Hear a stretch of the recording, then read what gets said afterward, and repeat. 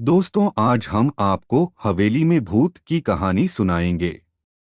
एक अंधेरे और डरावने रात के साथ गांव के पास एक बड़ा पुराना हवेली था। यह हवेली बहुत ही पुरानी थी और उसमें कई सालों से कोई नहीं रहा था। लोग कहते थे कि वहां रात को आत्माएं घूमती हैं और वहां कुछ अजीब चीखें आती हैं।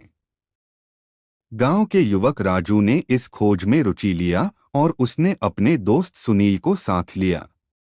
वे हवेली के पास पहुंचे और वहां घुसकर देखा कि हवेली ताले से बंद है। राजू ने विचार किया, क्या हम इसे अंदर जाकर देख सकते हैं? सुनील डरकर बोला, नहीं, यह बिल्कुल ठीक नहीं है। लेकिन राजू ने उसे बेहद उत्सुकता के साथ कहा, कुछ तो अच्छा होना चाहिए। हम तो सिर्फ देखेंगे। राजू ने ताला तोड़ा और वे हवेली के अंदर चले गए।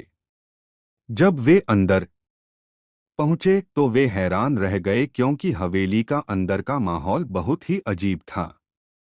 हवेली के दीवारों पर पुराने तस्वीरें लगी हुई थीं और एक विशाल आईना हंकर विचारशील रूप से चमक रहा था। जब वे आगे बढ़े तो वे नीचे की ओर एक बड़े से गोलू ने सीधे उनकी तरफ देख लिया। राजू और सुनील के होश उड़ गए और वे डर के मारे उठ गए। गोलू की आंखें सुनसान हवेली के अंदर में टहल रही थीं और वह धीरे धीरे उनकी ओर आ रहा था। राजू और सुनील ने कोशिश की कि वे बाहर निकल जाएं, लेकिन ताला बंद हो गया था और वे फंस गए।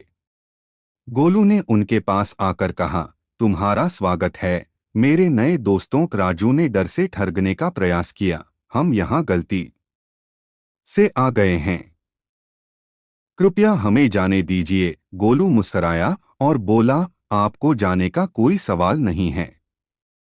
आप अब मेरे दोस्त बन गए हैं और हम सबके लिए एक परिवार हैं। राजू और सुनील का डर बढ़ गया क्योंकि गोलू का रूप अब विचित्र और डरावना दिख रहा था।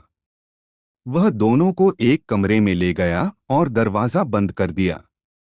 राजू और सुनील ने देखा कि उस कमरे के दीवारों पर उनकी तस्वीरें बन गई थीं और उनके आसपास कई और डरावनी चीजें थीं। गोलू ने कहा, आपको मेरे साथ रहना होगा और हम एक साथ हमारी खुशियों का आनंद उठाएंगे। राजू और सुनील ने जानबूझकर किसी योजना बनाई और गोलू को बहकर वे दरवाजा खोल दिया। वे तेजी से भाग गए और हवेली से बाहर निकल आए। वे कभी भी वहां वापस नहीं गए और उनकी यह डरावनी कहानी गांव में फैल गई। कुछ लोग कहते हैं कि हवेली में वास्तव में आत्माएं थीं और कुछ लोग कहते हैं कि वहां केवल गोलू की विचित्र भूतियां थीं।